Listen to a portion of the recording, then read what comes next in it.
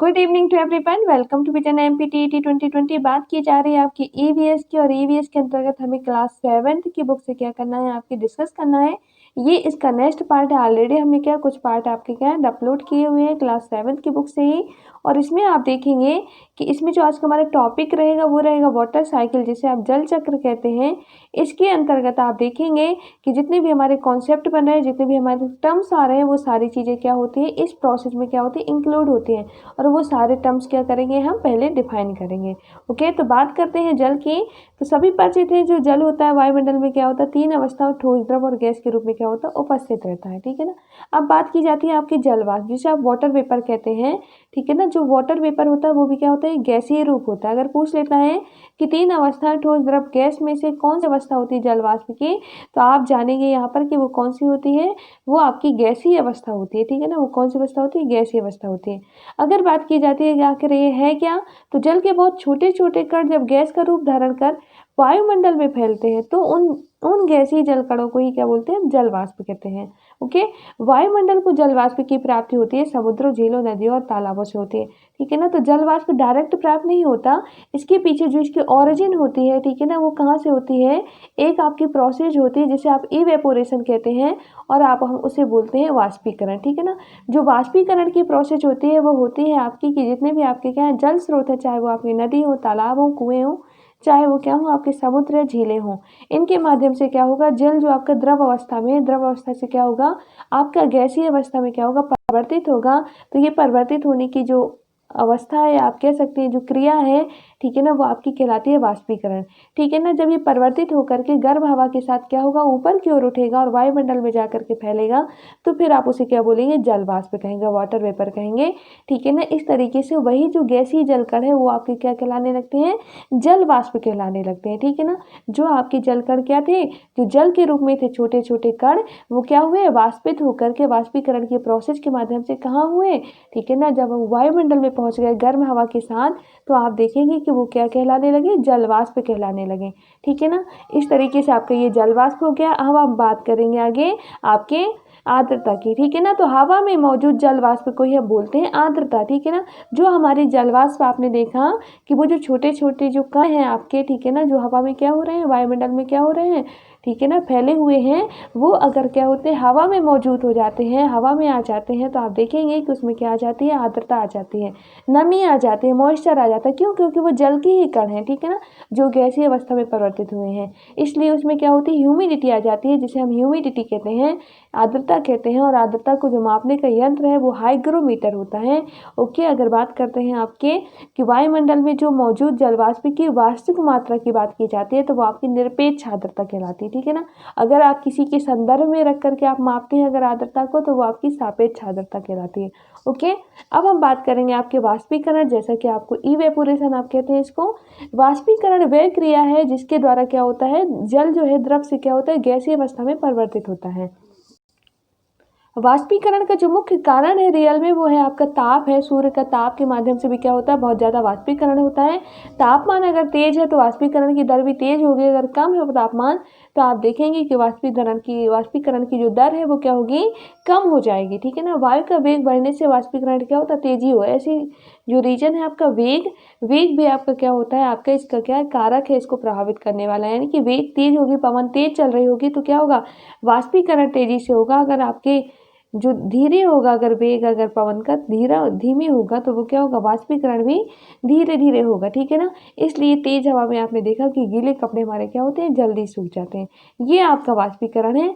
अब हम बात करेंगे संघनन की। आखिर संघनन होता क्या है, तो आप देखेंगे सारी चीज़ें आपकी जल वाष्प से रिलेटेड ही हैं। ठीक है ना। तो आपको जल वाष्प को ध्यान से देख लेना है। तो जल वाष्प के पुनः द्रव या ठोस रूप में बदलने की प्रक्रिया को क्या बोलते हैं, संघनन कहते हैं। आपने देखा जो हमारा जल वाष्प है वो किस रूप में है, गैसीय रूप में। अब वो जो गैसीय रूप में है जल वाष्प, अगर वो पुनः द्रव या ठोस रूप में क्या है, बदल जाता है, या बदलने की जो प्रोसेस होती है वो कहलाती है संघनन कहलाती है। ठीक है ना। तो वही जो जल वाष्प या भाप है, इससे क्या होंगे, जब वो संघनन हो जाएगा तो संघनन से क्या होगा, बादल बनेंगे। बादल बनकर क्या होगा, जल होगा, ठीक है ना। जल मतलब क्या होगा, वर्षा के रूप में या हिम के रूप में क्या होगी, बारिश होगी जमीन पर, ठीक है ना। इसी प्रकार वाष्प से क्या होता है, आपके ओस, पाला, कोहरा, धुंध और ओले भी बनते हैं, ठीक है ना। ये सारे जो आपके रूप हैं, ये ओस, पाला, कोहरा, धुंध, बादल, हिमपात और ओले, ये सारे आपके रूप होते हैं किसके, संघनन के होते हैं, ठीक है ना।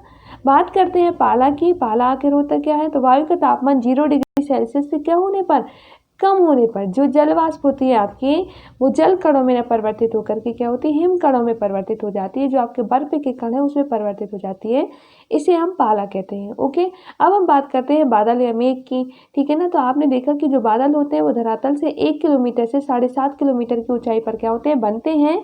और जो वाष्प युक्त गर्म हवा होती है, ठीक है ना, जो जल वाष्प युक्त क्या होती है, आपने देखा कि वाष्पीकरण की जब प्रोसेस हो जाती है तो वो जो गर्म हवा होती है तो वो क्या कर रही है, ठीक है ना, वो जो गैस के रूप में आपके क्या हुए, आपके गैस के रूप में जो जल कण परिवर्तित हुए हैं गैसीय फॉर्म में, वो गर्म हवा के साथ क्या होते हैं, ऊपर उठते हैं। तो वो जो जल वाष्प आपकी होती है, जब गर्म हवा के साथ हल्की होकर ऊपर उठेगी और फैल करके क्या होगी, एक निश्चित दूरी के साथ ही क्या होगी, वो ठंडी हो जाएगी, ठीक है ना। क्या होता है, एक निश्चित ऊंचाई पर जाने के बाद क्या होती है, वहां पर क्या होती है, वो हवा जो होती है गर्म, वो ठंडी होने शुरू कर देती है, ठीक है ना। और फैलकर ठंडी होगी तो इससे क्या बनेंगे, जब वो ठंडी होगी तो बादल बनेंगे, और जब बादल बनेंगे तो जल कणों के बड़े बड़े समूह क्या होंगे, बादल या क्या होंगे, मेघ कहलाएंगे। वही है, जो कण होंगे पास पास आ जाएंगे, बड़े बड़े समूह बना लेंगे, बड़े बड़े समूह बना लेंगे तो क्या होंगे, बादल का निर्माण हो जाएगा, ठीक है ना। मतलब कि संघनन की प्रोसेस होने के बाद क्या होगा, आपके बादल निर्मित हो जाएंगे, ठीक है ना। बात की जाती है, कुछ प्रकार है आपके, तो पच्छाद मेघ, कपासी, स्तरी और आपके वर्षा मेघ। ओके, अब बात की जाती है आपकी क्या, अब बात की जाती है आपके वर्षा की।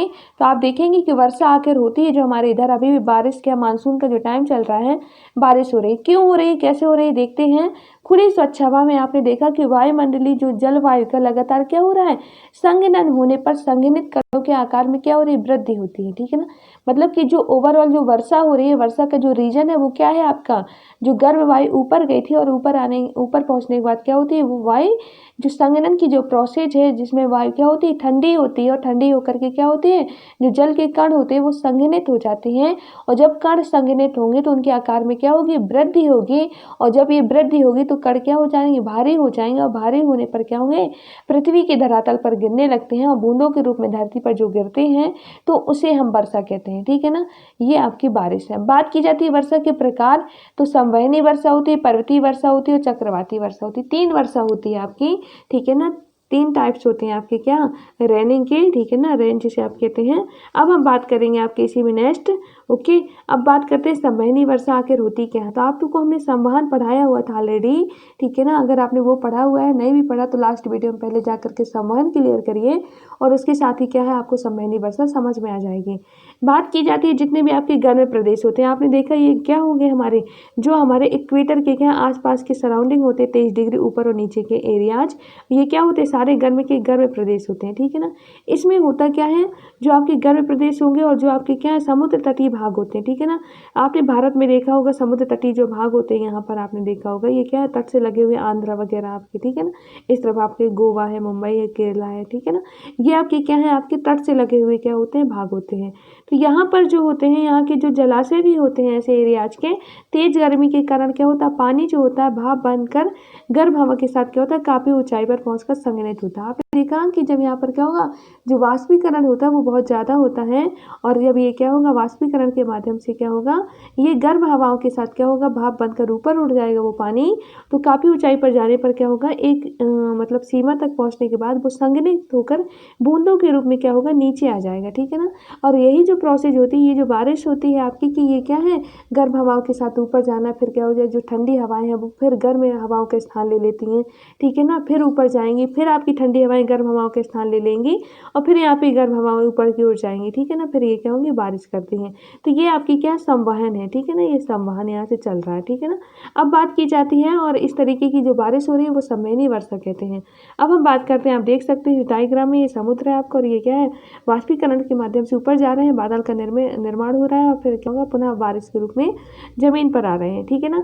अब बात करते हैं पर्वतीय वर्षा क्या होती है। पर्वतीय वर्षा तो समुद्र से स्थल की ओर चलने वाली वाष्प युक्त जो हवाओं की दिशा में क्या होता है, जब पर्वत आ जाते हैं, ठीक है ना। जब क्या होते हैं पर्वत आ जाते हैं। आपने देखा कि ये हमारा समुद्र, ये हमारा स्थल है, यहाँ पर क्या होते हैं, ये हवाएं चलना चाह रही हैं लेकिन यहाँ पर्वत आ जाते हैं, ठीक है ना। तो हवाएं पर्वतों के सहारे क्या होती है, ऊपर उठने लगती हैं, ऊपर उठेंगी और अधिक ऊंचाई पर पहुंचने पर क्या होती है, हवाएं ठंडी होकर के पर्वतों पर ही वर्षा कर देती हैं। जब ये अधिक ऊंचाई को क्या पार करती हैं, जो पर्वतों की ऊंचाई होती है, तो यहाँ पर देखते हैं कि बहुत ज़्यादा क्या होता है, संघनन की प्रोसेस हो जाती है। तो यहाँ पर क्या होता है, बारिश हो जाती है, ठीक है ना। ये ठंडी होकर के हवाएं क्या करेंगी, बारिश कर देंगी। और ये जो बारिश करेंगी वो किस पे करती है, वो पर्वतों पर कर देती है, क्योंकि वो पार तो जा नहीं पा रही इस पार, इसलिए वो यहीं बारिश कर देती है, ठीक है ना। तो इसे ही हम क्या बोलते हैं, पर्वतीय वर्षा कहते हैं। ये आपकी क्या कहलाएगी, पर्वतीय वर्षा कहलाएगी। ऐसी वर्षा जो होती है अधिकतर जो होती है मानसूनी पछुआ हवाएं हमने पढ़ी हुई हैं, इनके माध्यम से होती है, ठीक है ना, या इन क्षेत्रों में होती है जनरली, ठीक है ना। पर्वतों की जो वर्षा वाले भाग के विपरीत अगर भाग में वर्षा नहीं होती या कम होती है। अब आपने देखा कि जो हमारा जो पर्वत है, जब बारिश यहाँ हो गई तो आपने देखा कि इसके जो पिछला एरिया है वहाँ पर बारिश क्या हो रही है, या तो कम हो रही है या फिर हो ही नहीं रही है, ठीक है ना। तो अतः पर्वत के ऐसे भाग को हम क्या बोलेंगे, तो ये आपके जो पीछे का एरिया होगा वो आपका वृष्टि छाया प्रदेश कहलाता है, ठीक है ना। क्या कहलाता है, वृष्टि छाया प्रदेश, ठीक है ना, वृष्टि छाया प्रदेश कहते हैं। और भारत की बात की जाती है तो पश्चिम घाट के पूर्वी भाग में वर्षा कम होने के कारण आप देखेंगे कि भारत में क्या होता है, ये जो आपका सह्याद्री है पश्चिमी घाट के क्या होता है, पूर्वी भाग में क्या होता है, बारिश कम होने के कारण क्या हो रहा है, आपके वृष्टि छाया प्रदेश क्या है, बन जाता है, ठीक है ना। इसलिए हम इसे क्या वृष्टि छाया प्रदेश कहते हैं। ये आप देख सकते हैं कि यहाँ पर क्या होता है, गर्म और आर्द्र हवाएं क्या होती है, उठकर जाती हैं, लेकिन बारिश आने के बाद से क्या होता है, ये हवाएं यहीं पर बारिश कर देती हैं और जो पीछे का क्षेत्र होता है वो सूखा रह जाता है, इसलिए उसे वृष्टि छाया प्रदेश कहते हैं। कम वर्षा वाला क्षेत्र हो जाता है ये, ठीक है ना। अब बात की जाती है आपके इसमें नेक्स्ट चक्रवाती वर्षा। तो गर्म एंड ठंडी हवाओं के मिलने पर गर्म हवाएं ऊपर की ओर उठती हैं और ठंडी हवाएं क्या होती है, निम्न दाब के क्षेत्र की ओर दौड़ती हैं, ठीक है ना। जो गर्म हवाएं ये हैं आपकी, और क्या होती है, ठंडी हवाएं, ठीक है ना। तो आपने देखा जो हवाएं गर्म होंगी वो क्या होंगी, ऊपर की ओर उठेंगी, ऊपर की ओर जा रही हैं। और जो ठंडी हवाएं होंगी, और जब ये गर्म हवाएं, तो यहाँ पर क्या होगा, निम्न दाब का क्षेत्र होगा, ठीक है ना। जब ये ऊपर उठेंगी और ये जो ठंडी हवाएं आसपास है वो क्या होंगी, इसका स्थान ले लेंगी यहाँ पर, ठीक है ना। दौड़ करके क्या होंगी, यहाँ इस ओर जाएंगी, ठीक है ना। अब पृथ्वी की गति के कारण ये हवाएं क्या होती है, गोलार्ध में क्या होता है, गोलाई में क्या होती है, घूमने के कारण इन्हें चक्रवात कहते हैं। और आपने चक्रवात पढ़े हुए भी के अंदर क्या होता है, निम्न वायुदाब का केंद्र बनता है और बाहर उच्च वायुदाब का केंद्र बनता है, ठीक है ना। तो हवाएं क्या होती है, जब सर्कल के रूप में चलती हैं, ठीक है ना, गोलाई में घूमने के कारण क्या होता है, इन्हें चक्रवात कहते हैं, ठीक है ना। अब बात की जाती है शीत ऋतु में। आपने देखा हो कि पश्चिमोत्तर भारत में क्या होता है, चक्रवाती वर्षा होती है। जो पश्चिमोत्तर भारत है इस तरफ का, राजस्थान गुजरात वगैरह, ठीक है ना, ये क्या होता है पश्चिमोत्तर भारत में। और उत्तर के बाद पश्चिम भी शामिल और उत्तर भी, जो आपके पंजाब हरियाणा होते हैं, तो यहाँ पर क्या होती है, चक्रवाती वर्षा होती है, ओके। अब हम बात करेंगे, आप देख सकते हैं चक्रवाती वर्षा ये क्या होती है, गर्म हवाएं हैं ऊपर उठ रही हैं और ठंडी हवाएं क्या होती है, गर्म हवाओं का स्थान ले रही हैं, ठीक है ना। अब हम बात कर लेते हैं इसमें आपकी जल चक्र आखिर क्या होता है। तो पृथ्वी के धरातल पर क्या होता है, नदियां, झीलें, तालाब, भूमिगत जल, जितने भी आपके जल स्रोत हैं उनसे क्या होता है, सूर्य ताप के क्या होता है कारण जल क्या हो रहा है, वाष्पित हो जाता है, ठीक है ना, वाष्पित हो रहा है यहाँ पर। और ठंडा होने पर क्या होता है, जल वाष्प संघनित होकर बादलों का रूप ले लेता है। जैसा कि भाई हमने दोनों प्रोसेस देखी, आपकी वाष्पीकरण की और आपकी जल वाष्प की, फिर आपकी संघनन की। तो पूरी प्रोसेस आपकी इसमें क्या होती है, इंक्लूड होती है, ठीक है ना। चाहे वो आपका जल वाष्प हो, चाहे वो आपका क्या हो, वाष्पीकरण हो, चाहे वो आपका संघनन हो। तो जब क्या होगी, गर्म हवाएं ऊपर उठेंगी, ओके, तो जल क्या होगी, जो जल आपकी क्या है, जो आपकी क्या है, गैसीय फॉर्म में रहती है, ठीक है ना। तो आप देखेंगे कि एक निश्चित ऊंचाई पर जाने पर क्या होती है, ये संघनित हो जाती है। तो जल वाष्प संघनित होकर बादलों का रूप ले लेते हैं और इन बादलों से क्या होता है, जल बूंदों के रूप में क्या होता है, पुनः पृथ्वी पर आ जाता है, द्रव के रूप में या आपके ठोस के रूप में। ठोस के रूप में बात की जाती है तो हिम के रूप में, ठीक है ना। फिर क्या होगा आपके, इस प्रकार वर्षा जल का कुछ अंश क्या होता है, भूमि में समा जाता है। आपने देखा होगा जब बारिश होती है तो अगर बारिश कम हुई है तो पता ही नहीं चलता कि बारिश हुई, तो भूमि में ही क्या होता है, ये छोटे छोटे मतलब क्या होते हैं, पार्ट के रूप में क्या होता है, ये समा जाते हैं, ठीक है ना। बारिश ये मिट्टी में क्या होगा, ये मतलब समा जाएगी, ठीक। तथा शेष नदी नाले द्वारा महासागरों में पहुंच जाता है। अगर ज़्यादा बारिश हो जाती तो आप देखते हैं जो पानी बचता हो हमारा क्या होता है, नदी नाले में बहता हुआ क्या होगा, सब एक दूसरे से क्या है, इंटर रिलेटेड है, तो जा करके क्या होता है, महासागरों तक पहुंच ही जाता है।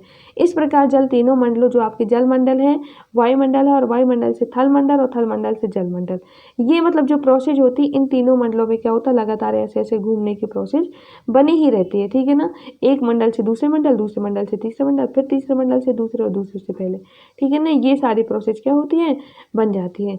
अब बात की जाती है आपकी किसकी, कि वायुमंडल से वायुमंडल से थलमंडल और थलमंडल से जलमंडल में लगातार क्या आता जाता रहा। ये जो प्रोसेस होती है चलती रहती है।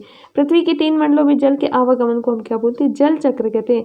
ये जो तीनों मंडलों में जो आपका आवागमन हो रहा है ना एक दूसरे से, इससे इसमें इसमें इसमें, ठीक है ना, फिर इस तरीके से, फिर इससे इसमें, फिर इससे इसमें, तो ये आपका जो आवागमन होता है वही हमारा जल चक्र कहलाता है। आप देख सकते हैं यहाँ पर ये आपकी क्या बनी हुई है, ये आपके पानी भरा हुआ है, इसका क्या हो रहा है, वाष्पीकरण हो रहा है। वाष्पीकरण होकर के क्या हो रहा है, यहाँ पर आपके क्या हो रहे हैं, संघनन की प्रोसेस हो रही है। संघनन की प्रोसेस के माध्यम से क्या हो रहा है, बादल बना है। बादल बनेंगे तो वर्षा होगी।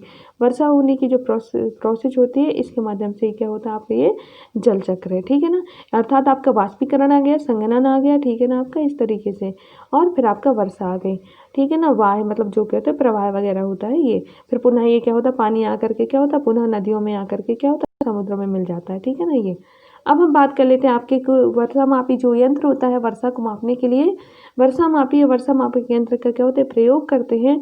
आप देखेंगे जो वर्षा मापी यंत्र होता है वो ये होता है, ठीक है ना।